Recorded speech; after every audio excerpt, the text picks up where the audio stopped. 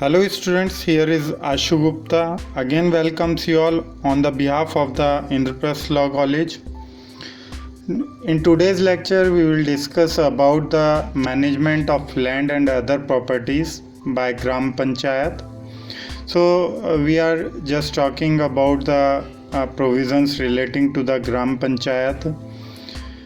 which is incorporated in the chapter 8th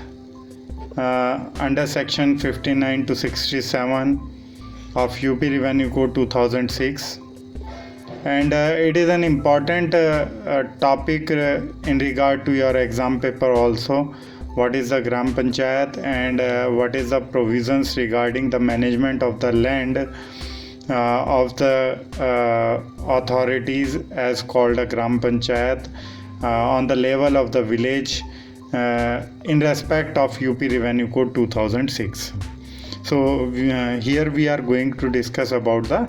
Gram Panchayat. So that is covered under section 59 to 67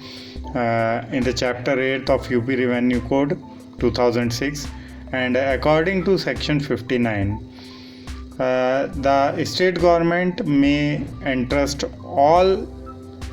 or any of the things specified in that section which vest in the state government to a Gram Panchayat or other local authority for the purposes of superintendence, preservation, management and control in accordance with the provisions of this code by general or special order to be published in the manner prescribed by the government. So that is the basic provision in regard to the Gram Panchayat. And if we talk more about the Gram Panchayat, the following things may be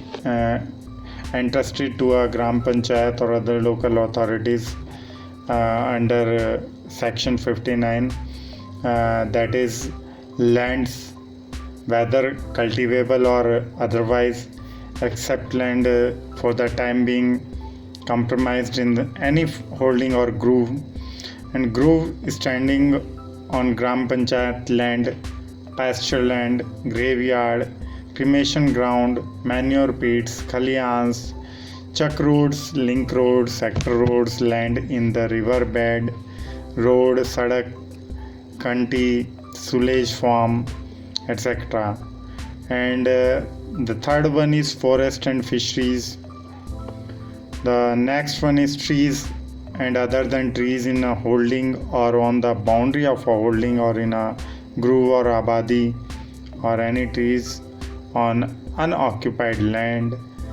And the another one is hats, bajas, melas, tanks, ponds, water channels, private ferries, pathways and abadi sites, which is subject to the provision of the Treasury True Act 1872 and any properties specified in section 55 and belonging to the state government. So these are the basic things which are entrusted to the Gram Panchayat under section 59 on the behalf of the state government and entitled to manage the such things.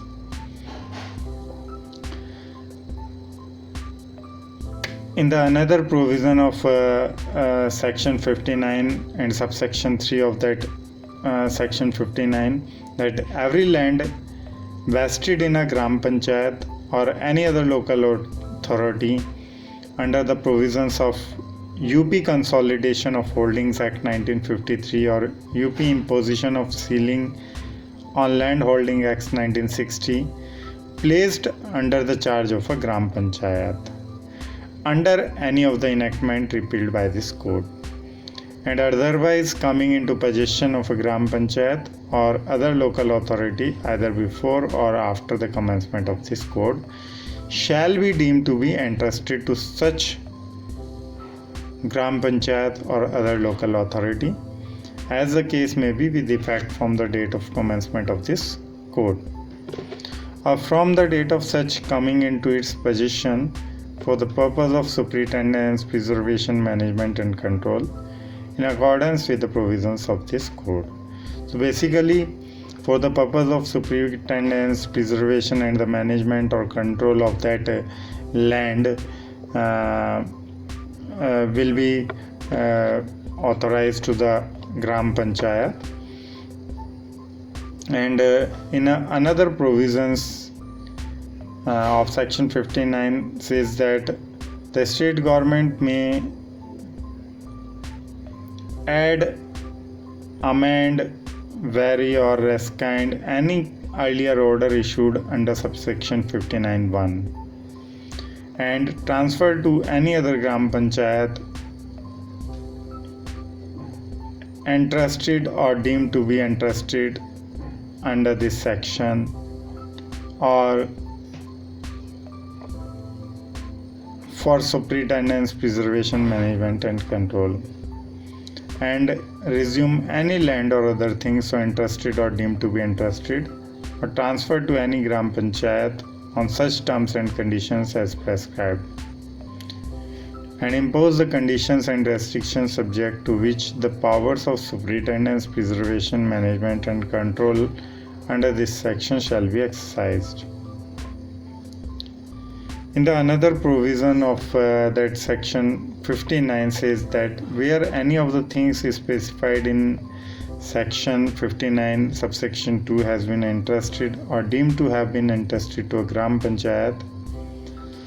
and the village or any part thereof in which such things are situated lies outside the circle of the Gram Panchayat,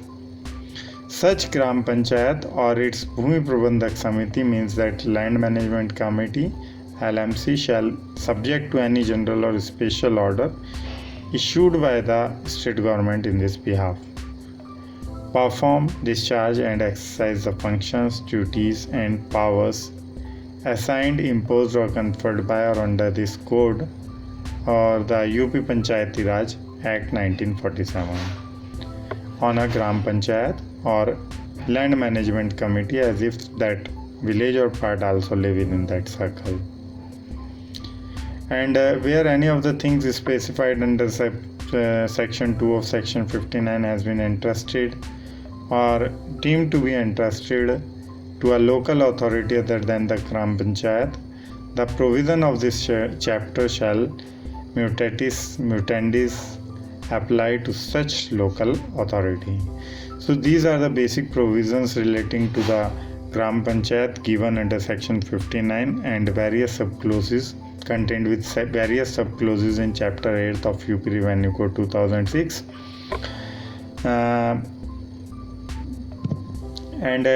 It also covers the definition of the Gram Panchayat also covers in UP Panchayati Raj Act 1947. So there is also a reference from this act in section 59, and basically the work of the Gram Panchayat is to superintend, preserve and manage or control the all lands which is governed to the Gram Panchayat by the state government under the provisions of the section 59 of UP Revenue Code 2006. So these are the main work for any Gram Panchayat to superintendence, management and control on the sad things in relating to the village. So that is a basic concept which is given under the section 59 regarding the Gram Panchayat, and section 60 has described about the